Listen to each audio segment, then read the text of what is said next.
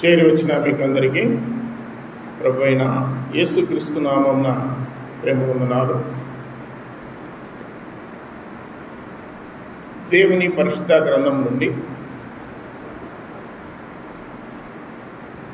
యోనా గ్రంథము మొదటి అధ్యాయం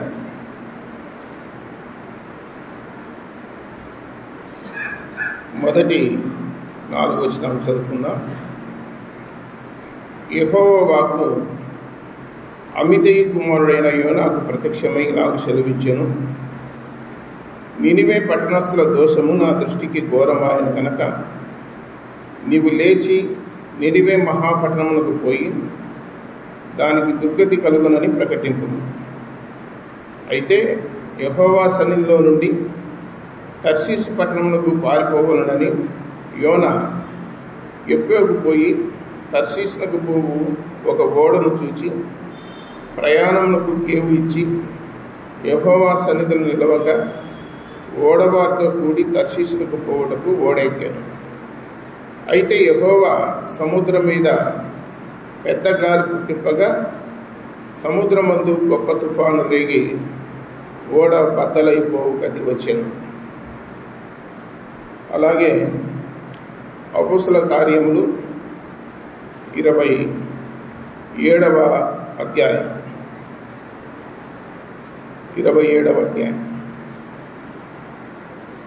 9వ వచనం చదువుతాను.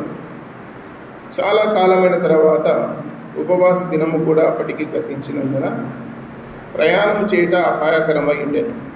అప్పుడు పౌలు, అయ్యలారా, ఈ ప్రయాణం వలన సరుకులకును ఓడకును మాత్రమే గాక మన ప్రాణములకు కూడా హానియు ఒక నష్టమును కలుగునట్లు నాకు తోచుచున్నదని చెప్పి వారిని హెచ్చరించాను. అయినను శతాధిపతి పౌలు చెప్పినది నమ్మక నావికుడును ఓడ యజమానులను చెప్పినదే నమ్మాను. చిన్న మాట ప్రార్థన చేద్దాం. పరలోకపు తండ్రి, మహిమగల దేవ, యేసు ప్రభ, సర్వాధికారి, సర్వోన్నతుడ, లోకరక్షకుడ, ప్రాణనాథుడ, జీవము గల దేవ, మీ పాదములకు వేలాది స్తోత్రాలు, స్తుతులు, నమస్కారములు, కృతజ్ఞతాస్తుతులు చెల్లిస్తున్నా. మా జీవానికి, మా ప్రాణానికి మూలమైన రక్షకుడ, మా జీవం క్రీస్తు కూడా దేవుని యందు దాచబడినందుకు మీకు స్తోత్రాలు. ఇంతవరకు ఆత్మతో సత్యముతో ఆరాధించే భాగ్యం ఇచ్చారు, మీకు స్తోత్రములు. ప్రజలు మిమ్మల్ని ప్రేమించి ఇచ్చిన కానుకలను దీవించి ఆశీర్వదించండి. మీ స్వార్థ వ్యాప్తి కొరకు, రాజ్య వ్యాప్తి కొరకు, సంఘ క్షేమాభివృద్ధి కొరకు వాడబడటకు దయచూపుమని ప్రార్థన చేయుచున్నా. ఇంతవరకు ప్రకటనలో చేసిన ప్రతి ప్రకటన మీరు ఆలకించి అందరికీ జవాబు దయచేసి సఫలం చేసి మహిమ పొందమని ప్రార్థన చేస్తున్నాను. కొద్ది నిమిషాలు సమయం ఉంటుండగా జీవము గల మీ మాటలు వినాలని ఆశతో ఉన్నాము. వాక్యం ద్వారా మాతో దర్శించండి, మాతో మాట్లాడండి. ఏదైనా పొరపాట్లు ఉంటే సరి చేసుకొని దిద్దుకొని, లోపముగా ఉన్న వాటిని దిద్దుకొని ముందుకు సాటకు దయచూపండి. ప్రతి ఒక్కరికి వినే చెవి గ్రహించే మనసు దయచేదురని, నిలబడిన నేను నిష్ప్రయోజకుడును వట్టివాడను, మీ శిలువ సాటను మరుగుపరిచి మీ మాటలు బయలుపరిచి మీరు మాతో మాట్లాడుదురని, మీరే సమస్త ఘనత మహిమ ప్రభావాలు పొందుదురని ప్రియరక్షకుడైన యేసుక్రీస్తు వారి ఘనమైన నామమున ప్రార్థించి దీనులమై వేడుకొనుచున్నాము తండ్రి, ఆమేన్. చదువుకున్న వాక్య భాగము యోనా గ్రంథము అంటే సండే స్కూల్ పిల్లల కానంటే అందరికీ తెలిసిన భాగమే. అయితే ఇందులో నాకు తెలిసినటువంటి మరొక కోణములో దేవుడు తన ఆత్మ ద్వారా నడిపించే విధంగా మరికొన్ని విషయాలు మీరు ఎప్పుడు వినని సంగతులు ఇందులో ఉన్నాయి. ఆ సంగతులు మీకు బయలుపరచాలని నా ఆలోచన. దేవుని వాక్యంలో యోనా అనే దైవజనుడు ఉన్నాడు. ఆ దైవజనుడికి దేవుడు ఒక బాధ్యత అప్పగించాడు. ఏమిటి ఆ బాధ్యత అంటే, నినివే పట్టణంలో 1,20,000 మంది ఉన్నారు. వారందరూ నా దృష్టికి ఘోరమైన పాపం చేసి ఉన్నారు. ఫైనల్గా ఒక అవకాశం ఇద్దాము, వాళ్ళు మారుమనసు పొందితే పర్వాలేదు, ఒకవేళ పొందకపోతే వాళ్ళకు శిక్ష విధింపబడుతుంది అని చెప్పి యోనా అనే దైవజనునికి దేవుడు చెప్తున్నాడు. అయ్యా, నినివే పట్టణానికి వెళ్ళి సువార్త ప్రకటించుకో అని చెప్పినాడు. అది మన భాషలో. నినివే పట్టణము ఉండేది అస్సూరు అనేటువంటి దేశానికి రాజధాని నినివే పట్టణం. అస్సూరు రాజుల గురించి దినవృత్తాంతములు, రాజుల గ్రంథములు ఉన్నారు. హిజ్కియా మీదికి వచ్చినటువంటి రాజు అస్సూరు రాజు. హిజ్కియా మీదికి యుద్ధం చేయడానికి వచ్చిన రాజు అస్సూరు రాజు. అస్సూరు రాజు యుద్ధము చేయడు, వచ్చిన దారిని వెన్నిక్కిపోతాడు. ఒక బాణమైనను నీ మీద విడవడు అని చెప్పి దేవుడు చెప్పినాడు. చుట్టుపక్కల దాదాపు రాజ్యాలన్నీ జయించిన అస్సూరు రాజు యూదా రాజ్యం మీదకి వచ్చేటప్పుడు దేవుడు చెప్పింది నెరవేరాలి కాబట్టి వెనకకు పోయినాడు. అయినా దేవుడు యుద్ధం చేసినాడు. దేవుడు ఒక దూతను పంపి 185,000 మందిని సంహరించినట్లు వాక్యములు ఉంది. అస్సూరు రాజు యొక్క గొప్పతనం అదనమాట. రాజ్యాలన్నీ జయించినాడు. చుట్టుపక్కల ఉన్న దేవతలు, దేవుళ్ళు ఎవరు నాకు అడ్డుపడలేదు, యూదా రాజ్యంలో ఉన్న మీ దేవుడు కూడా ఆ దేవతలతో, ఆ దేవుళ్ళతో సమానమే, హిజ్కియా మాటలు విని మోసపోవద్దు అని చెప్పి అస్సూరు రాజు రబ్షాకే అనేటువంటి వానితో పలికిన మాటలు అక్కడ రాయబడ్డాయి. యెషయా గ్రంథము 38వ అధ్యాయము, రాజుల గ్రంథము 19వ అధ్యాయంలో ఆ మాటలు ఉన్నాయి, 2వ రాజుల గ్రంథంలో. కాబట్టి అస్సూరు అనేది పెద్ద దేశం. ఆ దేశానికి ఒక పట్టణం, ముఖ్య పట్టణం నినివే పట్టణం. నినివే పట్టణంలో సువార్త ప్రకటించాలి. యోనా నినివే పట్టణస్థులు దుర్మార్గులని, పాపులని, వాళ్ళు బలత్కారులని, దుష్టులని ముందే తెలుసు. యోనా ఉన్నటువంటి ఆ ప్రజలకు అస్సూరీయులు శత్రువులు అన్నమాట. కాబట్టి నేను శత్రువుల దగ్గర పోయి నువ్వు చెప్తే నేను సువార్త ప్రకటించాలనా? శత్రువులు సత్యనే మేలు, వాళ్ళు బాగుపడేది నాకు ఎంత మాత్రం ఇష్టం లేదు అని చెప్పి తన మనసులో నిర్ణయం చేసుకొని యోనా దేవుని దగ్గరనేమో సరే అని చెప్పినాడు, పోతలేనాడు. మళ్ళీ మనసు మార్చుకొని ఎందుకు పోవాలా నినివే పట్టణానికి? అవసరం లేదు, ఇంకొక పట్టణం పోయి చెప్తాము. ఏం నినివే పట్టణంలో నీళ్ళు మనుషులే, తర్షీసు పట్టణంలో నీళ్ళు మనుషులే, ఎక్కడైతేనేమి సువార్త చెప్పడానికి అంతటా మనుషులే కదా ఉండేది అన్నట్లుగా తర్షీసు పట్టణానికి బయలుదేరాడు. ఇక్కడ కూర్చున్న చాలామంది ఈ ఆదివారం ఇక్కడ కూర్చొని వాక్యం వింటున్నారు. అయితే గ్రౌండ్లో కానీ ఏదైనా ప్రత్యేక సభలు వేరే సేవకులు వచ్చి వాక్యం చెప్తే ఇందులో సగానికి పైగా పోయి అక్కడ కూర్చొని ఉంటారు. మళ్ళీ జవాబు ఏం చెప్తారంటే, వాళ్ళు చెప్పేది దేవుని వాక్యమే కదా, వాళ్ళు చెప్పేది యేసుప్రభు గురించే కదా, బైబిల్లోదే కదా అని మళ్ళీ జవాబిస్తారు. ప్రపంచంలో ఉండేది మనుషులే, జంతువులు లేవు, అవి అడవులలో ఉంటాయి. సువార్త ప్రకటించాల్సింది ఎవరికి? మనుషులకు. ఇప్పుడు తర్షీసు పట్టణంలో ప్రజలు ఉన్నారు, నినివే పట్టణంలో ఉన్నారు. ఎవరికి అవసరము సువార్త? సంఘాలు ఉన్న కాడ సువార్త అవసరమా? సంఘాలు లేని కాడ సువార్త అవసరమా? మందిరాలు, ప్రార్థనలు లేని గ్రామాలు ఉన్నాయి. ఆ ఊర్లో ఎవరు పోయి యేసుప్రభు దేవుడు అని చెప్పే వాళ్ళు ఉన్నారు. అలాంటి గ్రామాల్లో సువార్త చెప్పాలి. మందిరాలు ఉన్న కాడ, సంఘాలు ఉన్న కాడ సువార్త వారం వారం జరిగే కాడ పోయి సువార్త చెప్తే జీరో, ఏముండదు. మనకు అలవాటు ఏంటంటే ఎక్కడ మందిరాలు ఉన్నాయి అక్కడికే పోతాం. దైవజనుడు పౌలు ఏమన్నాడంటే, బీడు భూములను దున్నుకొని సేద్యం చేసుకొని నాటేసుకొని పంట పండించుకోవాలి. మనమేం చేస్తామంటే నాటేసినాక అది కరుపుకొచ్చి పొట్టకొచ్చి ఎన్నెళ్ళినాక ఇంకా కోత కోసేటప్పుడు దాంట్లో దొరబడతాడు. ఎవడో నాటింటాడు, పైరు వచ్చింటాడు, దాంట్లో దొరబడితే దానివల్ల ఏం ప్రయోజనము ఉండదు. ఇవన్నిటికీ దేవుని దగ్గర లెక్క చెప్పాలి. మన యోనా గారు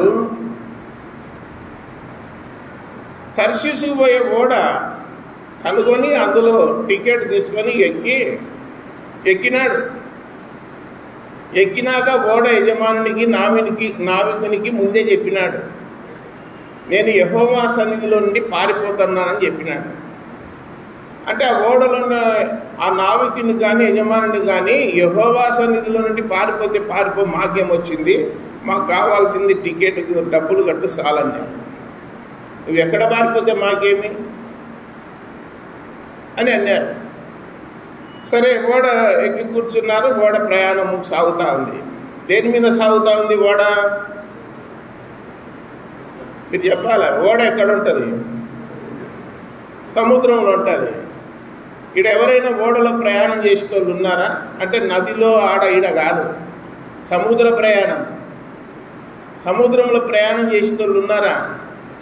ఆకాశంలో చేసిన వాళ్ళు ఉన్నారు లేండి, కానీ సముద్రంలో చేసిన వాళ్ళు ఉన్నారా? లేదు. అది అరుదు.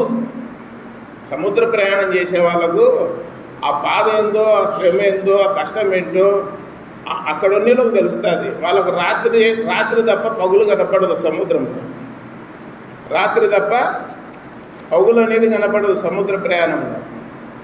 కాబట్టి మనోడు యోనా చెప్పిగా పోయి ఓడ అడుగు భాగన పోయి నిద్రపోతాడు. దేవునికి తెలుసా తెలియదా యోనా పారిపోతున్నాడని? మీరు చెప్పండి. తెలుసు ఆయనకు.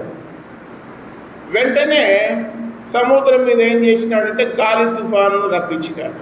ఎంత దూరం పోతావు నువ్వు? నాకు తెలియకుండా నన్ను మళ్ళీ అడగకుండా నువ్వు ఎంత దూరం పోతావు? మీరంతా ఎంత దూరం పోతారు? దేవునికి తెలియకుండా ఎంత దూరం పోతారు మీరు? మీరేం పోలేరు. దేవుడు పర్మిషన్ ఇచ్చేనే మన ఆయుష్కాలం పొడిగించేది, మన ప్రయాణం చేసేది.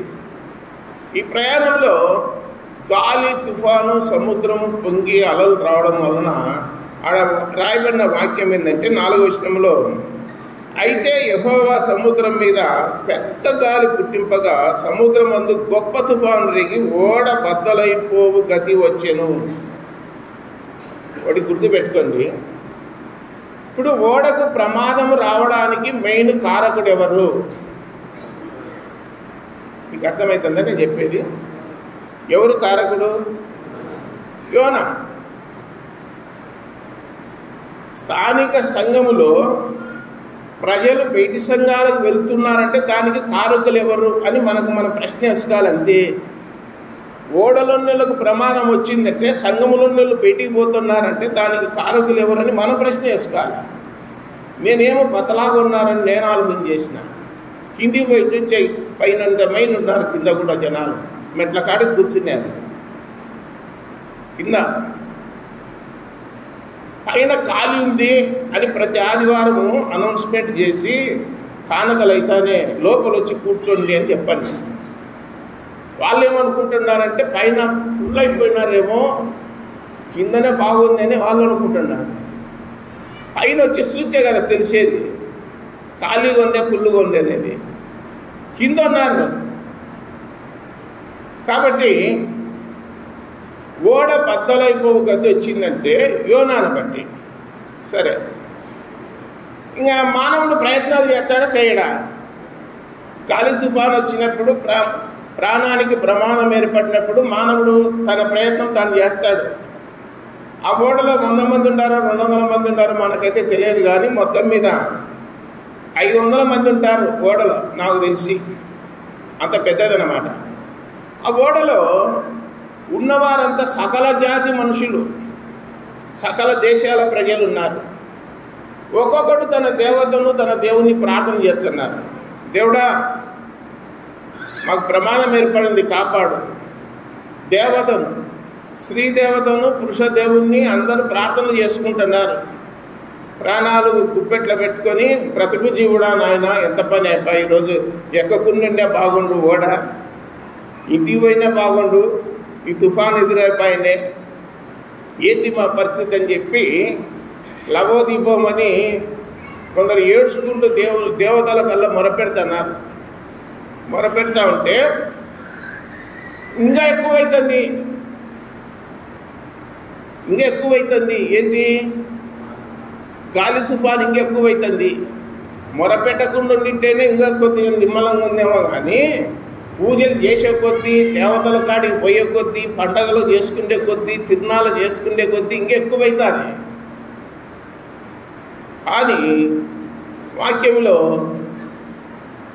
ఓడ నావికుడు వీళ్ళంతా ఆలోచన చేసి టికెట్ తీసుకునేటప్పుడు ఒకడు ఎక్కినాడురా, వాడు యెహోవా సన్నిధిలోండి పారిపోతానని చెప్పినాడు, కాబట్టి వాడు ఎక్కడున్నాడు అని చెప్పి అంత ఎతికినాడు. వెతికితే కనపల్లే. లాస్ట్కి చీటీలు వేసినాడు. చీటీలు వేస్తే ఎవరి పేరు మీద వచ్చింది? యోనా పేరు మీద వచ్చింది. వెంటనే యోనా టికెట్ తీసుకున్నాడు, ఓడ దిగి సముద్రం దాటి ఎక్కడ పోలేదు, లోపల యాన్న ఉన్నాడు, మొత్తం మీద కనపడకుండా ఉన్నాడని చెప్పి ఓడ అడుగు భాగాన్ని పోయి చూస్తే లోపల మనోడు గాఢ నిద్రపోతున్నాడు, మామూలు నిద్ర కాదు. ఏమన్నా భయం ఉందా? దేవుడు చెప్పినాడు సువార్త చెప్పమని. నేను నినివే పట్టణానికి పోవలసింది, తర్షీసు పట్టణానికి పోయి ఓడ ఎక్కినాను. ఈడ ఓడలో కూర్చొని ఊరుకున్నానంటే నిద్రపోతుంటే ఒక దైవజనుని ద్వారా ఓడకు ప్రమాదం ఏర్పడింది. ఏమేర్పడింది? ప్రమాదం ఏర్పడింది ప్రజలకు. ఒక క్రైస్తవుడు భూమి మీద బ్రతుకుచున్నాడు అంటే గుర్తుపెట్టుకొని మీరు బ్రతికినంత కాలం ఒక క్రైస్తవుడు, ఒక విశ్వాసి, ఒక పరిశుద్ధుడు, నీతిమంతుడు, రకరకాల పేర్లు ఉన్నాయిలేంటి క్రైస్తవునికి.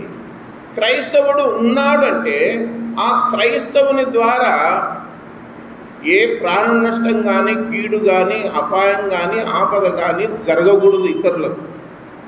అది గుర్తుపెట్టుకోండి. వాడే నిజమైన క్రైస్తవుడు. ఆ క్రైస్తవుని ద్వారా క్రైస్తవుడు ఎప్పుడు 10 మందికి ఉపయోగకరంగా ఉంటాడు. 10 మందికి ఎట్లుంటాడు? ఉపయోగకరంగా ఉంటాడు. యేసు ప్రభు యెహోవా అందరికీ ఉపకారి అని రాయబడింది.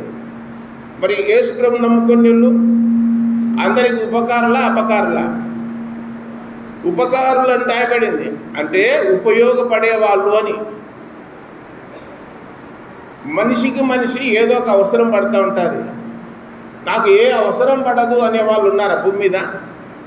ఎవరు లేరు. కాబట్టి యోనా క్రైస్తవుడే కానీ, దేవుని యందు భయం భక్తి గలవాడే కానీ, యోనాను బట్టి ఓడలో ఉన్నటువంటి 500 మందికి ప్రమాదం ఏర్పడింది.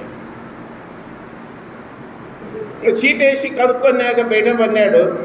ఇంకెట్లా తప్పించుకునేది లేదు కదా అని చెప్పి ఏమన్నాడంటే, ఏమయ్యా టెన్షన్ పడుతున్నారు అని. నీకు టెన్షన్ లేదా? నీకేం టెన్షన్ ఉంటుంది? ఉంటే ఈడుంటావు, లేదంటే ఆడుంటావు. దేవుని నమ్ముకున్నాడు ఎక్కడుంటాడు? ఉంటే భూమి మీద ఉంటాడు, లేదంటే దేవుని దగ్గర. ఎంత టెన్షన్ మానవునికి తెలుసా? ఎంత చింత, ఎంత దిగులు తెలిసినా?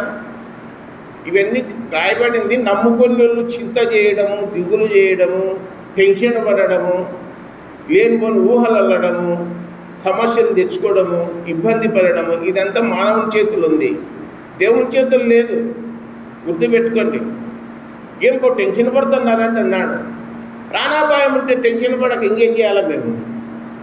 నీకేం నిద్రపోతున్నావు? నీకేమి పోయి నిద్రపోతా, నీకేం వచ్చింది? నీ దేవుని ప్రార్థించు. అన్యులు అంటున్నారు ప్రార్థన చేయకపోని. క్రైస్తవుడు ఎట్లున్నాడు? ప్రార్థన లేదు, వాక్యం లేదు, ఏం లేదు, పేరుకే క్రైస్తవుడు. నిద్రపోతా ఉన్నాడు. వెంటనే అర్థమైపోయింది, నేను బుక్ అయిపోయినాను, ఇంకేం చేయనీకి లేదు, దేవుడు కూడా పోనీయలేదు నన్ను, కాబట్టి నన్ను బట్టే ఈ కీడు, ఈ ఆపద మీకు సంభవించింది. కాబట్టి ఈ ఆపద నుంచి, ఈ ప్రాణాపాయము నుంచి మీరు తప్పించుకోవాలంటే నేను చెప్పినట్లు చేయండి అన్నాడు. ఇప్పుడు మనం అందరం నరకం పోకుండా ఉండాలంటే ఏం చేయాలి? నరకానికి పోకుండా ఉండాలంటే ఏం చేయాలి? దాన ధర్మాలు చేయాలా, తీర్థయాత్రలు చేయాలా, మంచి పనులు చేయాలా.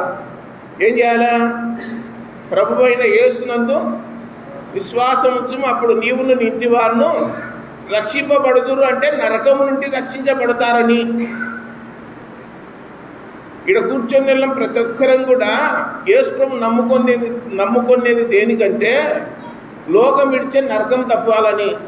మీరు అనుకుంటున్నారు పెళ్లి కావాలని, ఉద్యోగం కావాలని, పంట పండాలని, వివాహంగా, రకరకాల ఆలోచనలు కొందరికి. దేవుని దగ్గరికి వచ్చి అన్ని ఇచ్చాడంట, అన్ని చేస్తాడంట, అన్ని ఇచ్చాడంట అని. మెయిన్ ఉద్దేశం ఏంటంటే నరకం తప్పించుకోవాలంటే యేసు ప్రభునందు విశ్వాసం ఉంచాలి. యేసు ప్రభునందు విశ్వాసం ఉంచకపోతే వారు ఎక్కడికి వెళ్తారో? దుష్టులను దేవుని మరచి జనులందరూ పాతాళములకు దిగిపోతారని రాయబడింది. కాబట్టి ఈయన అంటున్నాడు, ధైర్యంగా అంటున్నాడు, ఏమంటున్నాడంటే నన్ను సముద్రంలో పడవేయండి, సముద్రంలో పడవేయండి. ఇప్పుడున్నారా ఇలాంటి ధైర్యం కలిగినటువంటి సేవకులు, పెద్దలు, లేదా మామూలు క్రైస్తవులు ఉన్నారు? ఇలాంటి బాధ్యతలు నీళ్ళు నన్ను బట్టే కీడు జరుగుతుంది, నన్ను బట్టే ఆపద వచ్చింది, నన్ను బట్టే సమస్య వచ్చింది, నన్ను ఎత్తి సముద్రంలో వేయండి అని అనేవాళ్ళు ఉన్నారా? గుండె మీద చేసుకొని చెప్తున్నావు నువ్వు, మాకేం పనింది అట్లా చెప్పనీకి? యోన కాబట్టి దేవుడే చెప్పినాడు కాబట్టి తప్పించుకోనికి రకరకాల ప్రయత్నాలు చేసినాడు. కానీ మేమెందుకు? అసలు ఏం తెలియదు, ఆకాన్ లెక్క, గెహాజీ లెక్క, ఏం తెలియని లెక్క ఉంటారు. మాకేం తెలియదు, అంతా దేవునికే తెలుసు, అంతా దేవుడే చూసుకుంటాడు. మేము మూగేళ్ళం, మాకేం తెలియదు. మూగేళ్ళైంది నోరుండేది దేవుని దగ్గరికి పోయినాక ఒకరోజు తెలుస్తుంది బయట. అడ పటాపంచలు అవుతుందని రాయబడింది. రహస్యమైంది ఏది ఉండదు అక్కడ. కాబట్టి నేనే దీనికి కారకుని కాబట్టి నన్ను ఎత్తి సముద్రంలో వేయండి అని. ఏదా నిన్ను సముద్రంలో వేయనంటున్నావు? ఇది పాపం కాదు. మేము పాపం అడిగి కట్టుకోవాలన్నా నిన్నేసి, ఇప్పుడే మేము అల్లాడిపోతున్నాం, మళ్ళీ నన్ను ఎత్తి సముద్రంలో వేయరంటున్నారు. ఎందుకైనా మంచిది అని చెప్పి ఓడను చులకన చేయడానికి తాము తెచ్చుకున్నటువంటి వస్తువులు, ఆహార పదార్థములు, ఆ ప్రయాణములకు వారు ఏం తెచ్చుకున్నారో అవన్నీ కూడా ఏం చేసినారు? సముద్రంలో పోసినారు, ఓడను తేలిక చేయని. అయితే అవి చేసిన అలాంటి పని చేసిన ఓడ తేలిక అవుతుందంటే కాలేదు. ఇంకా లాస్ట్కు ఊపిరి తిరగక వాళ్ళు చేసిన పని ఏంటంటే యోనాను పట్టుకొచ్చి, ఇంకా యెహోవా మేము నిరపరాధిని చంపినామన్న పాపం మా మీద పోవద్దు, ఆ మనుషుడే నీళ్ళలో ఏమని చెప్తున్నాడు కాబట్టి ఆ మనుషుడు అడిగిన ప్రకారం మేము ఏం చేస్తున్నామంటే ఎత్తి సముద్రంలో ఏస్తున్నాము అని చెప్పి యెహోవా నామమున వారు బలి అర్పించి అని చెప్పి రాయబడింది. 16వ వచనం చూడు, 15.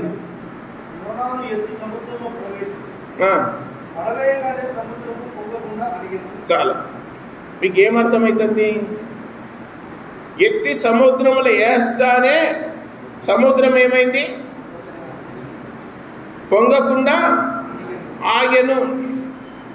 ఈ మాట చదువుతూ ఉంటే బైబిల్ 1కి 10 సార్లు ఎవరైతే చదివింటారో వాళ్ళకు కొన్ని లేఖనాలు మధ్యకి వస్తాయి. బైబిల్లోనే కొన్ని లేఖనాలు మధ్యకి వస్తాయి.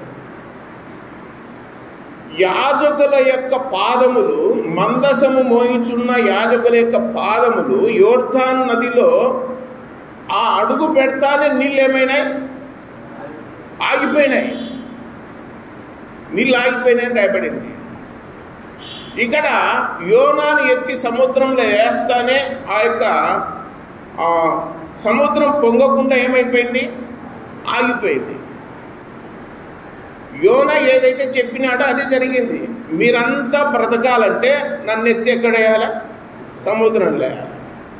యోనా మన ప్రభు అయిన యేసుక్రీస్తుకు గుర్తుగా ఉన్నాడు. ప్రపంచంలో ఉన్న ప్రతి మానవుడు నరకాన్ని తప్పించుకోవాలంటే యేసు ప్రభు ఏం చేయాలి? ప్రతి మానవుడు నరకాన్ని తప్పించుకోవాలంటే యేసుప్రభు ఏం చేయాలా? లోకం అనే సముద్రములో పడేయాలి యేసుప్రభుని. లోకం అనే సముద్రంలో పడేస్తే ఓడలో ఉన్న వారంతా ఏమవుతారు? బ్రతికిపోతారు. ఒక రకంగా చెప్పాలంటే ఓడ సంఘానికి సాదృశ్యం, సముద్రము లోకానికి సాదృశ్యం. సంఘం అనే ఓడలో మనమే ఉన్నాము, మనకు ప్రమాదం ఏర్పడింది. అయితే ఎత్తి యోనాను సముద్రంలో వేసినప్పుడు ఆ ఓడకు కానీ ప్రజలకు కానీ ఏం కలగలేదు? ప్రమాదం రాలేదు, ప్రాణాపాయం లేదు. మరి యేసు ప్రభును ఆ వాక్యం రాయబడింది మత్తయి సువార్త 12వ అధ్యాయం 40వ వచనంలో యేసు ప్రభు చెప్పినాడు ఆ వాక్యాన్ని. చదువుతారా? మత్తయి 12:40.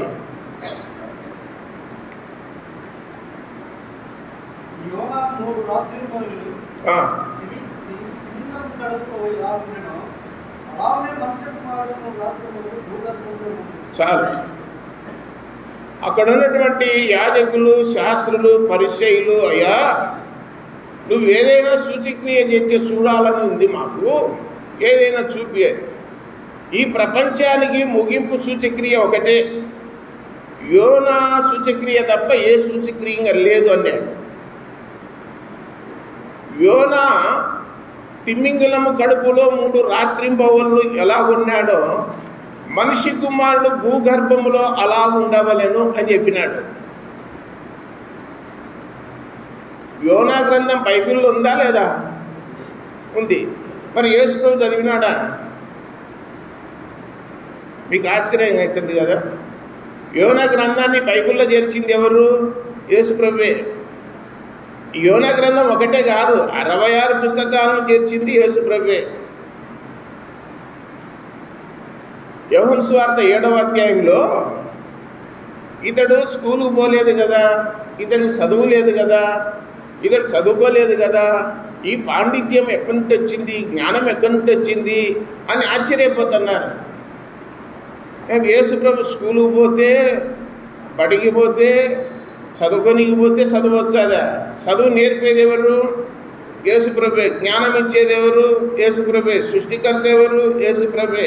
మనకు ప్రాణము జీవం ఎవరు? యేసు ప్రభే. ఎవరికి ఎంత తెలివి ఉండాలా, ఎంత జ్ఞానం ఉండాలని నిర్ణయం చేసి పెట్టింది ఎవరు? దేవుడే, యేసు ప్రభే. సమస్తము ఆయనే. ధర్మశాస్త్రాన్ని బోధ చేసే వాళ్ళు తప్పుడు బోధ చేస్తే అయిపోయినాక కర్రాన్ని అన్నాడు. అలా నెల పిలిచినాడు. మేము యూనివర్సిటీలో ప్రొఫెసర్లము, పెద్ద పెద్ద చదువులు చదివిన వాళ్ళము మా దగ్గరకు వచ్చి ప్రతి ఒక్కరు నేర్చుకోవాలా, యూదులు మా దగ్గర అభ్యాసం చేసుకోవాలా, శిక్షణ పొందాలా, దేవుని యందు భయం భక్తి ఎలా ఉండాలో, ఆయన ఆజ్ఞలు ఎలా పాటించాలో బోధ చేసేవాళ్ళం మేము. నువ్వు మాకు చెప్పేటోనివా అని చెప్పి అందరు రండయ్యా ఒకసారి చెప్తాను నేను. కీర్తన గ్రంథంలో ఏం రాయబడింది, మోషే ధర్మశాస్త్రంలో ఏం రాయబడింది, మీరేం చెప్తున్నారని చెప్పి ఆ రెఫరెన్స్లతో సహా కోట్ చేసి యేసు ప్రభు 12 ఏళ్ల వయసులో చెప్తే ముక్కు మీద వేసుకొని ఆశ్చర్యపోయినారు. మనమేంద్ర నాయన, యూనివర్సిటీలో 20 ఏళ్ళు 30 ఏళ్ళు తర్ఫీదిస్తున్నాం, ప్రొఫెసర్లుగా ఉన్నాము, తత్వవేత్తలుగా ఉన్నాము, యూదులకు అనేకులకు బోధ చేస్తున్నాము. వాళ్ళలో గమలీయేలు కూడా ఉన్నాడు, నికోదేము కూడా ఉన్నాడు. వీళ్ళంతా ఆశ్చర్యపోయినారు. అదంతా కూడా నేనే చెప్పింది, మోషేకు చెప్పింది, కీర్తనలు రాయమని చెప్పింది, ధర్మశాస్త్రం రాయమని చెప్పింది నేనేయా అని చెప్పి 12 ఏళ్ల వయసులో చెప్తే నువ్వు చెప్పినావా అని ఆశ్చర్యపోయినారు. ఆయన ప్రజ్ఞకు వారు ఆశ్చర్యపోయి విస్మయం ఉందని చెప్పి లూకాసు వార్త 2వ అధ్యాయంలో రాయబడింది. కాబట్టి ఇక్కడ 16వ వచనములో ఇది చూడగా మనుషులు యెహోవాకు మిగులా భయపడి ఆయనకు బలి అర్పించి మొక్కుబళ్ళు చేసిరి. ఈడేమర్థమైంది మీకు చెప్పండి? ఓడలో ఉన్న వాళ్ళంతా యెహోవాకు భయపడి ఆయనకు బలి అర్పించి మొక్కుబళ్ళు చేసిరి అని రాయబడింది. మరి 4వ వచనములు ఏమనుంది? 5వ వచనములో తమ తమ దేవతలకు ప్రార్థన చేసినారని రాయబడింది. దేవతలకు ప్రార్థన చేసేవారు దేవతలకు పూజ చేసేవారు, విగ్రహాలకు పూజ చేసేవారు ఇప్పుడు యెహోవాకు బలి అర్పించి యెహోవాకు మొక్కుబళ్ళు అంటే ఆ ఓడలో ఉన్న వారంతా ఎటువైపు డైవర్ట్ అయినారు? యెహోవాయే దేవుడని తీర్మానం చేసినారు. అది మన ఇంట్లో వాళ్ళు తీర్మానం చేయరు. మన మందిరానికి వచ్చంటే మన బ్రతుకు అట్లుంది, మన మాదిరి జీవితం అట్లుంది. ఎందుకు మనం ఇంట్లో వాళ్ళు దేవుని నమ్మడం లేదంటే మనల్ని బట్టి, ఊర్లో వాళ్ళని బట్టి, పెట్టులను బట్టి కాదు. మనల్ని బట్టే మన ఇంట్లో వాళ్ళు దేవుని మందిరానికి రారు. ఎందుకంటే మన ఇంట్లో మన ప్రవర్తన వాళ్ళ కళ్ళ ఎదుట కనపడతాయి. మన భాష ఎట్లుంది, మన తీరు ఎట్లుంది, మన మాట ఎట్లుంది అన్నీ తెలిసిపోతాయి. అనో ఇంట్లోనే సంఘంలోనే ఇట్లా చెప్పేది. ఇంట్లో చూసినారా మీరు? మొత్తము లిగాడే కొట్లాటే ఏందనుకుంటున్నావు? ఇట్లా అనిపించే దేవుని నామానికి ఏమొస్తుంది? మహిమ వస్తుందా, అవమానం వస్తుందా? మీరే చెప్పండి. ఇంట్లో ఎప్పుడు కొట్లాటలు గొడవలు ఉన్నాయనుకోండి, ఏమొస్తుంది? అవమానం వస్తుంది. కానీ దేవుడు ఏం చెప్తాడు? దేవునికి మహిమకరంగా మనం జీవించాలని రాయబడింది. ఒక యోన సముద్రంలో వేస్తానే సముద్రం యొక్క పొంగు ఆగిపోయింది. ఆ ఓడలో ఉన్న వారంతా యెహోవాయే దేవుడు అని చెప్పి తీర్మానం చేసి బలి అర్పించి యెహోవాకు మొక్కుబళ్ళు చేసిరి. ఒక క్రైస్తవుడు భూమి మీద ఉన్నాడంటే కనీసం నీ జీవిత కాలంలో ఒక 10 మందినన్న దేవుని వైపు డైవర్ట్ చేయాలి, మళ్ళించాలి. అపోస్తల కార్యములు 3:26 ఆ మాట రాయబడింది. ప్రతి వారిని వాని దుష్టత్వము నుండి మళ్ళించుట వలన యేసు ప్రభు ఆశీర్వదిస్తాడని రాయబడింది. ఏం చేయాలా? ప్రతి వారిని వాని దుష్టత్వము నుండి ఎవరి వైపు మళ్ళించాలా? దేవుని వైపు మళ్ళించాలా? మనకెళ్ళి మళ్ళేసుకోవాలా? మనం ఏం చేస్తామంటే ఏదన్నా ఫ్రీగా వచ్చింది అనుకో, ఫ్రీగా. నేను 3 నెలలు, దాదాపు 2 నెలలు దాటింది. కోటపాటులో మా చర్చి ఒకటి డిమాలిష్ చేసి దాన్ని కట్టి పూర్తి చేసి స్లాబ్ వేసి మొత్తం ప్లాస్టింగ్ కూడా చేసినాం. నేను రోజు చూస్తున్నాను. ఏ రోజైతే ఫ్రీ బస్ అని పెట్టినారో యాళ్ళూరుకు బస్సు పోతుంది. రోజు 4 పూట్లు 5 పూట్లున్న పోతుంది. అంతకుముందు ఫ్రీ బస్ అనగతోలి కొత్త ఖాళీ బస్సు పోతుంది. ఖాళీ బస్సు పోతుంది. ఏమరా మనుషులే లేరు, ఈ రోడ్డుకు బస్ వేసి కూడా వ్యర్థమే కదా అనుకుంటే ఇప్పుడు దాదాపు ఒక 10 రోజుల్లో 2 వారాలు అయింది. ఏ రోజన్నా చూడు బస్సు ఖాళీగా ఉందంటే డోర్ కాడ నిలబడినారు జనాలు. ఫుల్ నిలబడి కూడా లేదు. మొత్తము 80% ఆడేళ్ళు ఉన్నారు తప్ప మగవాళ్ళు లేరు. ఏమింటే పొద్దుగో నీకు ఫ్రీగా ఎంత దూరమైన తిరిగి మళ్ళీ ఇల్లు చేరొచ్చు సాయంత్రం. ఏం పని ఉంది? ఇంకా బస్సులో ఫ్రీగా కూర్చొని తిప్పుతున్నా, నందాలు చూడవచ్చు, మళ్ళీ సినిమా చూసుకోవచ్చు, మళ్ళీ ఇంటికి పోవచ్చు. టికెట్లే ఏంలే, తెగబన్నారు ఫ్రీ బస్ అనేసరికి. మళ్ళీ బెదిరించాను, ఏమన్నా ఏం ఉంటేనేం వాకిట్లో ఎక్కుతాంలే, దొబ్బుకొని నిన్న చూసిన నేను దొబ్బుకొని ఎక్కుతున్నారు. ఏదైనా సరే మన వైపు మళ్ళించుకోవడానికి ప్రయత్నం చేస్తాం, కానీ దేవుని వైపు మళ్ళించేవాడు ఉన్నాడు భూమి మీద అంటే చాలా అరుదు. యోన ఓడలో ఉండేందుకు ఈ ఓడలో ఉన్న వారంతా ప్రాణాపాయం నుండి కాపాడబడినారు. ఒకటి, యోన ఓడలో నుండి సముద్రంలో పడవేయబడినందుకు ఆ ఓడలో ఉన్న వారంతా నిజమైన దేవుని తెలుసుకున్నారు. నిజమైన దేవుడు అని బైబిల్ ఎక్కడుంది? ఒక రెఫరెన్స్ చెప్పండి. చాలామంది మేధావులు ఉన్నారు కదా, లేఖనాలను ఒకసారి కాదు 30 సార్లు 40 సార్లు చదివిన వాళ్ళు ఉన్నారు కదా. ఈయనే నిజమైన దేవుడును నిత్య జీవమునై ఉన్నాడు. 1 యోహాను పత్రిక 5:20 కదా. నిజమైన దేవుని వైపు మళ్ళించినాడు. యోన భూమి మీద ఉన్నాడంటే యోనాను బట్టి ప్రమాదం ఏర్పడిన ఆ ప్రమాదం నుంచి తప్పింపబడి తర్వాత వాళ్ళు దేవుని వైపు తిరిగినారు అని చెప్పి గ్రంథంలో రాయబడింది. చూడండి, క్రైస్తవుని యోనా ఒక క్రైస్తవునికి గుర్తుగా ఉన్నాడు. ఆయన జీవితమే మనకు పాఠం. ఆయన జీవితమే మనకు పాఠం. సరే, సముద్రం లేస్తానే యోనా ఏమనుకున్నాడు? ఇంకా ఆ చాప్టర్ క్లోజ్ అనుకున్నాడు. మెనే టెకెల్ ఉపార్షన్ అని రాసేది ఎవరు? నువ్వే రాసుకుంటావా? మా దేవుడు రాస్తాడా? దేవుడు కదా. ఇంకా అయిపోయింది నా పని. ఇంకా దేవుడా ఏమన్నా చేసుకపోగా, నినివే పట్టణంలో ఏమైపోతే నాకేమొచ్చింది? నేను ఒక్కరిని ఇడిపించుకున్నా కదా, ఈ కంపలో నుంచి గడన పడినా కదా అని అనుకున్నాడు. నువ్వు ఆడికి పోతావు నా చేతుల్లో నుండి?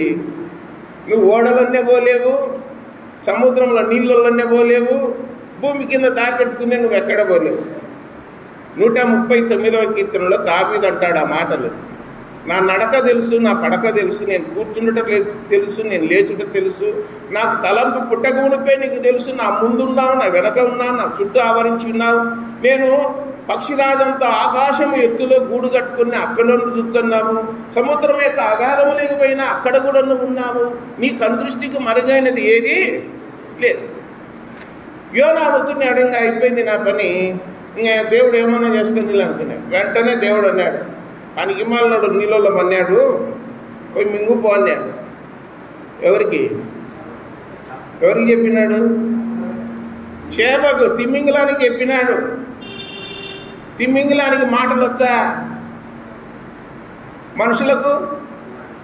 మనుషులకు మాటలు వచ్చాయి, కానీ దేవుడు చెప్తే తింటారా? వినరు. కానీ సముద్రంలో ఉన్న తిమ్మింగలము దేవుడు చెప్తాను ఆగమేఘాల మీద ఎక్కడో 2 కిలోమీటర్ల దూరంలో.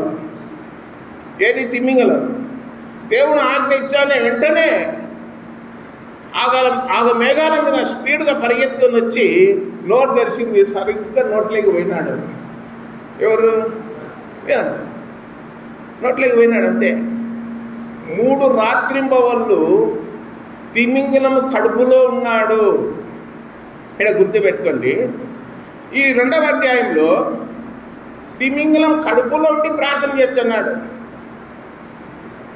ఎక్కడ చేస్తున్నాడు? తిమింగలం కడుపులో. మీరు ఆలోచన చేయండి. మీరంతా బైబిల్ చదువుతారు, ప్రార్థన చేసుకుంటారు వ్యక్తిగతంగా. అయితే భూమి మీద ఉన్నప్పుడే, మన ఇళ్ళల్లో ఉన్నప్పుడే, మనం శరీరంతో ఉన్నప్పుడే వాక్యం చదువుకోవడము, ప్రార్థన చేసుకోవడము, చూపు కూడా బాగున్నప్పుడే బైబిల్ చదువుతారు. చూపు పోయినాక ఏమీ చేయనీకి లేదు. ప్రార్థన భూమి మీద చేసుకుంటున్నాం. అయితే యోనా ఓడ అడుగు భాగాన్ని పోయి నిద్రపోయినాడు, కానీ ప్రార్థన చేసినాడా? ప్రార్థన చేసుకోరా నాయన, ఓడలో ప్రశాంతంగా ఉంది, ఫ్యాన్లు ఉన్నాయి, ఏసీ ఉంది, అంత ఉంది, నీకేం ఇబ్బంది లేదు, ప్రమాదం లేదు, ప్రార్థన చేసుకుని ఆయన నీ ఓడలో పెడితే ప్రార్థన చేసుకోకుండా మనోడు నిద్రపోయినాడు. నిద్రపోయినాడికి మెలకు వచ్చింది. ఇప్పుడు చేప కడుపులుండి నేను ఇప్పుడు ఎక్కడున్నా అంటున్నాడు. చేప కడుపులుండి ఎక్కడున్నా అంటున్నాడు. ఎక్కడున్నావు నువ్వు? చేప కడుపులో ఉన్నావు. చేసుకో ప్రార్థన. ఇప్పుడు ఎంత బాగుందో చూడు వాతావరణం, బెడ్రూమ్ లాగా ఉంది. ఏమన్నా చేప కడుపు. భూమి మీద ప్రతి మానవునికి ఇల్లు ఉంది, ఏదో ఒక రేకులతో గుడిసెనో ఏదో ఒకటి ఉంది నివాసం చేయనీకి. దాంట్లో కూర్చొని ప్రభువా నువ్వు నాకు ఇచ్చిన కాటికే చాలు నాయన అని చెప్పి ప్రార్థన చేసుకొని భయభక్తి కలిగి ఉంటే దేవుడు మెచ్చుకుంటాడు. అలా కాకుండా అన్ని వసతులు ఏర్పాటు చేసి పెట్టినా కానీ ప్రార్థన చేయనీకి కూడా ఒళ్ళు బరువు. ఒక దైవజనుడు అంటాడు, కొవ్వు పట్టినారు అంటాడు. మీరు ప్రార్థన చేయరు, బైబిల్ చదవరు, ఆ దినాలు వచ్చి సరిపోతుంది, అప్పుడు తెలుస్తుంది మీ కథ అంటాడు. ఆయన ఆవేశంతో చెప్తాడు కొన్ని విషయాలు. ఒక దైవజనుడు రకరకాలుగా ఉన్నారులేండి. మంచిని స్వీకరించి చెడును విసర్జించాలని చెప్పి బైబిల్ చెప్తుంది. యోనా తిమింగలం కడుపులో ఉండి ప్రార్థన చేసుకుంటూ బహు శ్రమలో ఉన్నాను, ఆపదలో ఉన్నాను, ప్రాణాపాయంలో ఉన్నాను, సముద్రపు నాచు చుట్టుకునేది, అది చుట్టుకుంది, నేను ఇట్లున్నా అట్లున్నా, ప్రభువా నన్ను ఇట్లలో గడ్డగైనాయనా అని అప్పుడు బ్రతుకులాడుతున్నా. దేవుడు చెప్పిన మాటని నినివే పట్టణానికి పోత ప్రభు అని చెప్పి పోయింటే సరిపోయింది. పోకుండా అవిధేయత చూపితే తిరుగుబాటు చేసి వెంటనే కొనుక్కొచ్చుకున్నాడు. ఏంటి? శ్రమ. మళ్ళా చాలామంది ఇదే చేసేది. పోయినసారి చెప్పిన యాకోబు పత్రిక 1వ అధ్యాయం 10వ వచనం, శోధన అనేది, కీడు అనేది, శ్రమ అనేది ఊరికే రాదు. దానికి మరులు కొల్పబడిన వాడై, ఈడవబడిన వాడై తెచ్చుకుంటాడు అని రాయబడింది. దేవుడు తెచ్చినాడని చెప్పి దేవుని మీద నెపం చెప్పడం అబద్ధము అంటున్నాడు. దేవుడు ఏ మనిషిని శోధింపబడనీయడు. ఒకవేళ శోధించినా తట్టుకునే శక్తి దేవుడే ఇచ్చాడని రాయబడింది కొరింథీ పత్రికలో 6వ అధ్యాయం అనుకుంటా. కాబట్టి యోనా చేప కడుపులో నుండి ప్రార్థన చేస్తూ ఉంటే 3 రోజులు ఉన్నాడు భూగర్భంలో. ఇక్కడ ఆగి ఆలోచన చేయండి. మన ప్రభువైన యేసుక్రీస్తు శిలువలో మరణించి సమాధి చేయబడ్డాడు. సమాధి చేయబడిన తర్వాత ఎన్ని రోజులు ఉన్నాడు భూగర్భంలో? ఎన్ని రోజులు ఉన్నాడు? 3 రోజులు ఉన్నాడు. వాళ్ళకి ఇజ్రాయెల్ దేశంలో క్యాలెండర్ వేరు, ఆ కాలమానం వేరు. ఇండియాలో ప్రజలకు ఏది తెలియదు కనుక ఏదేదో ఊహలు అలుగుతూ ఉంటారు. వాక్యంలో రాయబడినట్లు 3 రాత్రింబవళ్ళు ఆయన ఉన్నాడు. అందులో సందేహం ఏం లేదు. దేవుని మాట ఎప్పుడు తప్పు కాదు. యోనా తిమింగలం కడుపులో ఏం చేస్తున్నాడు? ప్రార్థన చేస్తున్నాడు. మనం యేసు ప్రభు గురించి 4 సువార్తలలో మనం వినేది ఏంటంటే, ఆయన పగులు ఏం చేస్తాడు? బోధిస్తాడు. రాత్రి ఏం చేస్తాడు? ప్రార్థన చేస్తాడు. ఇప్పుడు తిమింగలం కడుపులో, చేప కడుపులో యోనా ఏం చేస్తున్నాడు? ఇంకా అదే చేస్తున్నాడు యేసుప్రభు. యేసుప్రభు అదే చేసేది. మీకు అర్థం కాదు ఇది. యోనా ఏం చేస్తున్నాడో యేసుప్రభు కూడా భూగర్భంలో అదే చేసినాడు. పాతాళ లోకానికి పోయినాడు. అక్కడ పరదేశులకి పోయినాడు. అందరిని చూసినాడు, పలకరించినాడు, అందరూ మాట్లాడినాడు. మీకందరికీ విడుదల విమోచన కలుగుతుంది 40వ రోజు చెరగా కొనిపోతానని చెప్పి అప్పుడు రాయబడింది వాక్యం. కాబట్టి వాళ్ళకి పోయి చెప్పి హామీ ఇచ్చి మీకు విడుదల వస్తుంది, నేను వచ్చిన కదా అని చెప్పేసినాడు. భూగర్భంలో ఉన్నాడు యేసుప్రభు. కాబట్టి యోనా ప్రార్థన చేస్తున్నాడు చేప కడుపులో. మన ప్రభు అయిన యేసుక్రీస్తు ప్రజెంట్ ఇప్పుడు కూడా ఏం చేస్తున్నాడు తెలుసు కదా మీకు? పరలోకమందు తండ్రి కుడిపార్శ్వమందు ఆశీనుడై ఉండి మన కోసం నిరంతరం ఏం చేస్తున్నాడు? ఆయనేమో విజ్ఞాపన చేస్తుంటాడు, మనమేమో ఆదివారం తెచ్చుకొని తినుకుంటా అట్లా ఇట్లా తిరుక్కుంటా వ్యవహారాలు చేసుకుంటుంటా. నువ్వు చేసుకుంటుండు స్వామి, విజ్ఞాపన చేస్తుండు, మమ్మల్ని కాపాడుతుండు, మందిరానికి నడిపిస్తుండు, అన్నీ చేస్తుండు, నీ మాట మాత్రం మేము వినకుండా ఉంటాం. దేవుడు ఆయన పని ఆయన చేస్తుంటాడు. ఆయన మనకు అప్పచెప్పిన పని ఏం చేయాలా? అది చేయాలి. ఎన్ని సంవత్సరాలు అవుతుంది? బైబిల్లో కొరింథీ పత్రిక 11:23లో నేను అప్పగించిన దానిని ప్రభువు వలన పొంది తిని, ప్రభువు అయిన యేసు తాను అప్పగింపబడిన రాత్రి ఒక రొట్టెను తీసుకొని కృతజ్ఞతాస్తుతులు చెల్లించి ఇది విరిచి, ఇది నా శరీరము, ఇది పుచ్చుకోండి అని చెప్పినాడు. అది చెప్పడానికి రాదా? సొంతం ఎప్పుడే కానీ చెప్పొద్దు దయచేసి. సొంత మాటలు ఎప్పుడు ఉపయోగించొద్దు. బైబిల్లోనే మాటలు చెప్తే చాలు. అదే రాయబడింది. ప్రకటన గ్రంథం ముగింపులు ఏమన్నాడు? ఒక అక్షరం కానీ పొల్లు కానీ తీసివేసేయమన్నాడు. కలపడం కానీ చేర్చడం కానీ చేయమన్నాడు. మీకు అర్థం కాలే? ఈ గ్రంథంలో రాయబడిన తెగుళ్ళు శాపములు వస్తాయంటే రాయబడింది. ఎందుకు తెచ్చుకోవాలా మనము అంటే, మనం ఏదో కొత్తగా చెప్తే ప్రజలకు ఇంతగా ఉంటుందని మనం ఆలోచన. మనిషిని ఆలోచన వేరు, దేవుని ఆలోచన వేరు. మనుషుడు ఒకటి తెలిస్తే దైవం ఇంకొకటి తెలుస్తుందని రాయబడింది. నేను ఇట్లా అనుకుంటేనా అట్లా అట్లా పోకుండా ఉండింటే బాగుండేది. ఇది జరగకపోవడం వల్ల జరిగింది అని నీ ఆలోచన అది. కానీ దేవుని ఆలోచన యోనా అనుకుంటాడు, ఊరికి నినివే పట్టణానికి పోయింటే సరిపోవు కదా, ఎంత పని అయిపోయాను నాకు ఈ కష్టం మొత్తం మీద. ఇంకా మీకు అర్థం కానీ చెప్తున్నా. నినివే పట్టణంలో ఉన్నటువంటి తెలుగు వాళ్ళు అంటే బేస్తవాళ్ళు, చేపలు పట్టేవాళ్ళు వల తీసుకొని సముద్రం మీదకి పోయినారు. ఆ వలలో తిమింగలం పడింది. ఊరికి వచ్చాదే ఒడ్డుకు తిమింగలం. నడి సముద్రంలో ఉంటాయి తిమింగలాలు, ఒడ్డుకు వచ్చేటివి కాదు. చిన్న చిన్నవి వచ్చాయేమో ఒడ్డుకు, కానీ పెద్ద పెద్ద తిమింగలాలు ఒడ్డుకు వచ్చేటివి కాదు. చేపలు పట్టడానికి పడవలు వేసుకొని పోతూ ఉంటారు. గుంటూరు సైడు, నెల్లూరు, కావలి అటు సైడు. వాళ్ళు చెప్తుంటారు, యూట్యూబ్లో సోషల్ మీడియాలో చెప్తుంటారు, సముద్ర ప్రయాణం అంటే ఆషామాషి కాదు, ఒకసారి పోయినామంటే 4 రోజులు 2 నెలలు కూడా ఇంటికి రాము మేము అని చెప్పినారు. సముద్రం లేకపోతే ఇంటికి వచ్చేది ఉండదు వాళ్ళు ఒక 2 నెలల వరకు. తుఫాన్ వచ్చిందా లేకపోతే ఇంకేం వచ్చిందా అని కూడా తెలియదు అలా. అక్కడ వేస్తే వాళ్ళు వల వేస్తే ఆ వలలో ఏం పడిందంటే తిమింగలం పడింది. ఇప్పుడు చేప కడుపులో, తిమింగలం కడుపులో యోన అన్నాడంటే ఆక్సిజన్ సరఫరా కావాలా లేదా? మానవుడు బ్రతకడానికి ఏం కావాలా? ప్రాణవాయువు కావద్దు? ప్రాణవాయువు కావాలంటే ఏం చేయాలి? చేప లోపల ఉన్న మనిషిని బ్రతికియాలంటే ఏం చేయాలి? అది గాలి తీసుకుంటుండాల. ఇంకోటి, ఆ చేపకు సెంటర్లో పైగా ఒక రంధ్రం ఉంటుందంట, హోల్. బాయిలలో ఇంజన్ వేసింటారు చూడండి, పొలాలలో ఇది మోటార్ వేస్తే నీళ్ళు వస్తాయి కదా, అట్లా ఒక్కసారిగా ఒక 1000 లీటర్లు తాగి బయటికి జిమ్ముతుంది.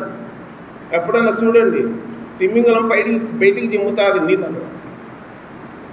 ఆ రంధ్రంలో నుండి పైన గాలి ఆక్సిజన్ లోపలికి పోయి యోన బ్రతుకుతున్నాడు. చనిపోలే యోన, బ్రతుకుతూ ఉన్నాడు. తర్వాత చేప నోరు తెరుచుకొని చూస్తుంది. నోరు తెరిచింది, ఒడ్డుకు వచ్చానే. ఇంకా ఆ రంధ్రం మూసుకొని పోయింది అంతే. నీళ్ళల్లో ఉంటే రంధ్రం ఓపెన్ అవుతుంది, కానీ ఒడ్డుకు వచ్చానే రంధ్రం మూసుకొని. ఇప్పుడు ఏం తెరిచింది? నోరు తెరిచింది. నోరు తెరిచెను అనేది ఇంకొక వాక్యం ఉంది, మీకు గుర్తుందా? చేప నోరు తెరిచి దాని నోటిలో ఏముంది? షెకెల్, పన్నుగట్ట నీకు వేసుకుని పంపినాడు, తెలుసు కదా. ఇప్పుడు తిమింగలం నోరు తెరుస్తానే, ఏమ్రా ఇట్ట నోరు తెరుచుకున్నాడని చెప్పి ఒకడు నిన్నువే పట్టిన తొంగి చూసినాడంట నోట్లోకి. తిమింగలం నోట్లోకి తొంగి చూస్తే మనిషి మోకాళ్ళ నుండి ప్రార్థన చేసుకుంటున్నాడంట. ఒరే ఎవడో మనిషి ఉన్నాడు నా లోపల అని పోయి తిమింగలం మీద 5-6 మంది పోయి పైన ఎక్కి తొక్కినారంట. తొక్కితే మనోడు ఆ జలుగులో నుండి సబ్బునూరుగు లెక్క ఉంటుంది లోపల జలుగల్లా, పస్సున బయటికి వచ్చినాడు. బయటికి వచ్చి పడినాడు. అరే ఎవడో వచ్చినాడు చేప కడుపులో నుండి అని ఆలోచన చేసినాడు. స్నానం గీన పైపు తీసుకొని నీళ్లు కొట్టి స్నానం గీనం చేపించి అంతా చేసినాక, ఏం స్వామి ఎక్కడి నుంచి వచ్చినావు, ఏం కథ అంటే అప్పుడు చెప్పినాడు, ఇది ఏ ఊరు ఏ పట్టణం అంటున్నాడు. నినివే పట్టణం. నువ్వు ఆడికి పోతావు, చెవు పట్టుకొని నిన్ను ఏడ చేర్చాలని ఆడికి చేర్చినాడు దేవుడు. నువ్వు తర్షీసు కాదు పోయేది, నువ్వు పరలోకం పోవాలని నిర్ణయం చేసి పెట్టింటే నువ్వు ఎక్కడెక్కడ తిరిగినా ఏం చేసినా చెవు పట్టుకొని మళ్ళీ ఎక్కడ చేర్చాడు? నీ గమ్యస్థానం ఏంటి? పరలోకమే. విశ్వాసులకు క్రైస్తవులకు పరలోకమే గమ్యస్థానం. తర్షీసు పోవాలనుకొని చెవు పట్టుకొని వచ్చి నినివే పట్టణంలో దింపినాక, నినివే పట్టణమయ్యా ఇది అని అన్నారు. అబ్బా నినివే పట్టణమేనా? అప్పుడు మళ్ళీ 3వ అధ్యాయంలో 2వసారి లక్ష్యమయ్యి ఇప్పుడు చెప్పుకో సువార్త. నువ్వు ప్రయాణం చేయలేకున్నట్టే నేనే చేయించిన ప్రయాణం. నువ్వు ఎట్లా చేస్తావు? నువ్వు ఎట్లా నడుచావు? మందిరానికి ఎట్లా నడిచావు? నువ్వు నడచలేవు, నేనే నడిపించరా. కాబట్టి నినివే పట్టణానికి తొలగి వచ్చినాక మహాపట్టణము, 3 దినముల ప్రయాణం చేయగలిగినంత పట్టణము, అందులో 1,20,000 మంది ఉన్నారు. వాళ్ళకందరికీ ఒక దినము 24 అవర్స్ నడిచి సువార్త చెప్పినాడు. ఆ రాజు, అక్కడున్న ప్రజలు, మంత్రులు, సైనికులు అందరూ విని ఒకరికొకరు దండోర వేసుకొని చాటింపు వేసుకొని రాజు చెప్పినాడని చెప్పి ఎవడే కానీ ఆహారం కానీ నీళ్లు కానీ త్రాగకూడదు, 3 రోజులు మనం ఉపవాసం ఉండాలా, మనము లయము కాకుండా ఆ దేవుడు మన మీద కనికరం చూపుతాడేమో అని చెప్పి రాజు మొదలుకొని పశువులు, అక్కడనే పశువులు, జంతువులు సమస్తము మేత కానీ నీళ్లు కానీ తినకుండా వాళ్ళు ఉపవాసం ఉండి దేవునికి మొరపెట్టినారు. ఒక వాక్యం రాయబడింది చూస్తారా, అది చాలా ఇంపార్టెంట్. అదేంటంటే 8వ వచనం. ఒకవేళ దేవుడు మనసు తిప్పుకొని పశ్చాత్తాపముడై మనల్ని లయము కాకుండా తన కోపాన్ని చల్లార్చుకున్నది కనుక మనసుకు ఏది కూర్చుకోనకూడదు. పశువులు కానీ ఎద్దులు కానీ గొర్రెలు కానీ మేత మేయకూడదు, నీళ్లు త్రాగకూడదు. 9వ వచనం. మనుషులందరూ తమ దుర్మార్గములను విడిచి తాము చేయు బలాత్కారమును మానివేయవలెను. మనసులేని పశువులేని సమస్తము మూఢకట్ట కట్టుకున్నవలెను. జనులు మనస్పూర్వకంగా దేవుని వేడుకొనవలెను కానీ యూదులు నినివే పట్టణంలో చాటించి ప్రకటన చేసింది. 10వ వచనం. ఈ నినివే వారు తమ చెడు నడతలను మానుకొనగా వారు చేసినటువంటి చాలు. మనుషులు కానీ జంతువులు కానీ మేత కానీ నీళ్లు కానీ త్రాగకూడదు, ఉపవాసం ఉండాలని చెప్పి చాటింపేస్తే ఆ రాయబడిన వాక్యం ఏంటంటే 10వ వచనంలో నినివే వారు తమ చెడు నడతలను మానుకొనగా. 9వ వచనంలో మనుషులందరూ తమ దుర్మార్గములు విడిచి తాము చేయు బలాత్కారమును మానివేయవలెను. 10వ వచనంలో ఈ నినివే వారు తమ చెడు నడతను మానుకొనగా వారు చేయుచున్న క్రియలను చూచి దేవుడు పశ్చాత్తాపుడై వారికి చేయుదునని తాను మాట ఇచ్చిన కీడును చేయక మానేను అని రాయబడింది. ఈ 1,20,000 మంది వారు చేసిన చెడు పనులను, దుర్మార్గ పనులను ఏం చేసినారు? ఇంకా పెంపొందించినారా? మానుకున్నారా? మానుకున్నారు. దేవునికి ఇష్టం లేనివన్నీ ఏం చేయాలా? దేవునికి ఇష్టం లేనివి ఏం చేయాలా? మన దగ్గరే పెట్టుకోవాలా. ఇష్టం లేనివన్నీ ఏం చేయాలా? మానుకోవాలా. సీరియల్ చూడడం దేవునికి ఇష్టమా కాదా? ఇష్టమా? ఇష్టం కాదు. సినిమా చూడడము ఇష్టం కాదు, కొట్లాడడం ఇష్టం కాదు, బూతులు మాట్లాడడం ఇష్టం కాదు, అబద్ధం ఆడడం ఇష్టం కాదు, మోసం చేయడం ఇష్టం కాదు, కపటంగా ఉండడం ఇష్టం కాదు, వేషధారణ చేయడం ఇష్టం కాదు. మరి ఏమి ఇష్టము? సత్యంగా ఉండడం, యథార్థంగా ఉండడం, మంచితనం కలిగి ఉండడం, ప్రేమ కలిగి ఉండడం, భయభక్తి కలిగి ఉండడం. సామెతలు 8:13 రాయబడింది, యెహోవా యందు భయభక్తులు కలిగి ఉండట చెడుతనమును అసహించుకొనుట అని రాయబడింది. నినివే వారు చెడుతనాన్ని అంతా ఏం చేసినారు? అసహించుకొని మానుకున్నారు. అరే మేము చేసిన పనులు కదా దేవుని ఇంత బాధపడినాడు, దేవుణ్ణే బాధ పెట్టినామే మేము అని చెప్పి పశ్చాత్తాపడి వాళ్ళంతా వారు మానుకున్నారు. దుర్మార్గ పనులన్నీ మానుకొని మారుమనసు పొందినారు. ఇంకా మారుమనసు పొందడానికే కదా సువార్త చెప్తుండేది. దేనికి చెప్తున్నాం సువార్త? బైబిల్లో రాయబడిన వాక్యాలు అవే. పాపులను రక్షించుటకు క్రీస్తు యేసు ఈ లోకమునకు వచ్చిన వాక్యము నమ్మదగినది, పూర్ణ అంగీకారములకు యోగ్యమునైనది. కాబట్టి నినివే వాళ్ళంతా రక్షణ పొందినాక మనోడు కోపగించుకొని, నేను ముందే ఊహించినా నువ్వు ఇలాంటి పని చేస్తావని, వాళ్ళు ఏదో భంగమైపోతే చూడాలని నేను ఆశపడినా కానీ నువ్వేందా అంత శాంతము, కృప, దయ, ప్రేమ అన్నీ కలిగి మొత్తం మీద నినివే వాళ్ళనల్లా కాపాడినావని చెప్పి ఊరేళ్ళపడి పోయి ఒక పందిరి వేసుకొని, మనోడు అలసిపోయినాడు కదా, 24 గంటలు తిరిగి పందిరి వేసుకొని నిద్రపోతున్నాడు. ఎందుకైనా మంచిది నీ శ్రమ పోగొడతానని చెప్పి దేవుడు ఒక సొర చెట్టును మొలిపించి నీడ వేసినాడు. ఎవరికి? యోనాకు నీడ వేసింది ఎవరు? దేవుడు, పందిరి కాదు. ఆయన వేసుకుని వెళ్ళండి, దానికి సపోర్ట్ ఇంకేం వేసినాడు? నీడ. 91వ కీర్తనలు ఏమనుంది? మొదటి వచనం, మహోన్నతుని చాటున నివసించువాడే సర్వశక్తి నీడను విశ్రమించేవాడు. విశ్రమిస్తున్నాడు మనోడు. ఎవరు? యోన. బా హ్యాపీగా ఫీల్ అయిపోయి సంతోషపడినాడు. అబ్బా ఎంత చల్లగా ఉంది నా గాలి, చేప కడుపులో 3 రోజులు ఉంటే అల్లాడిపోయినా, గమ్మం పోసి తట్టుకోలేకపోయినా, ఊపిరాడకపోయింది, ఇప్పుడు గడ్డకు వచ్చినానని చెప్పి సంతోషపడినాడు. మరుసటి రోజు ఉదయం దేవుడు వేరుపురుగును పంపించే ఎండిపోయింది. చెప్పు, నన్ను చంపునేనా? ఎందుకు బతికిచ్చినావు? నన్ను చంపు అంటున్నాడు. ఏమి యోనా, ఎందుకు అట్ట బాధపడుతున్నావు? ఏమొచ్చింది? 2 సార్లు అడిగినాడు ఆ మాట. చూస్తారా, ఈ 4వ అధ్యాయము 4వ వచనంలో, అందుకు యెహోవా నీవు కోపించుట న్యాయమా అని అడిగాను. అప్పుడేం జవాబు చెప్పలే. మళ్ళా 8వ వచనంలో, మరియు ఎండకాయగా దేవుడు వేడిమి గల తూర్పు గాలిని రప్పించాను, యోనా తలకు ఎండ దెబ్బ తగలగా అతడు సొమ్మసిల్లి ప్రతిగడ గంట చచ్చుట నాకు మేలు అనుకొని, అప్పుడు దేవుడు ఈ సొరచెట్టు గురించి నువ్వు ఎందుకు కోపించుట న్యాయమా? సొరచెట్టు గురించి ఎందుకు కోపపడుతున్నా? సొరచెట్టు కాదా అసలుది, ప్రజలు రక్షణ పొందినారు, అది నాకు ఇష్టం లేదు. చెప్పాల్సింది ఎవరు రక్షణ పొందాలని లేదు. ఇట్టనే ఉన్నారు కొందరు, బైబిల్లో ఉన్నారు, ఇప్పుడు కూడా ఉన్నారు. ప్రజలు రక్షణ పొందాలా, బాగుపడాలా, దేవుడు నమ్ముకాలా, ఆ పరలోకం చేరాలని సువార్త చెప్పిన వాళ్ళు కొందరు భ్రష్టులై లోకంలో ఉన్నారు. ఒకవేళ ప్రెసిడెంట్గా పోటీ చేసి ఓడిపోయినాడు. చాలామంది ఉన్నారు. సువార్త చెప్పిన వాళ్ళే లోకంలో కలిసిపోయినారు. దేమ ఇహలోకమును స్నేహించి తెసలోనికకు వెళ్ళనన్నట్లు జతపనివాడు ఒకప్పుడు. ఇప్పుడేమైనాడు? లోకంలో కలిసి భ్రష్టుడైనాడు. అట్లా భ్రష్టులైన భూమి మీద చాలామంది ఉన్నారు. సువార్త చెప్పినోళ్ళే, చెప్పనోళ్ళు కాదు, చెప్పినోళ్ళే. అందుకే మొదటి వారు అనేకులు కడపటి వారు అవుతారు, కడపటి వారు అనేకులు మొదటి వారు అవుతారు. మేము మొదటి నుంచి ఉన్నోళ్ళమంటే నువ్వు లాస్ట్కి పోతాడు.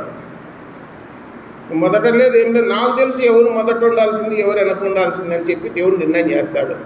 సరే, 2వ భాగము 2 కంపారిజన్ చేసి చెప్పాలనుకున్నా మీకు. ఒక భాగంతోనే ఈ చాప్టర్ క్లోజ్ అయింది.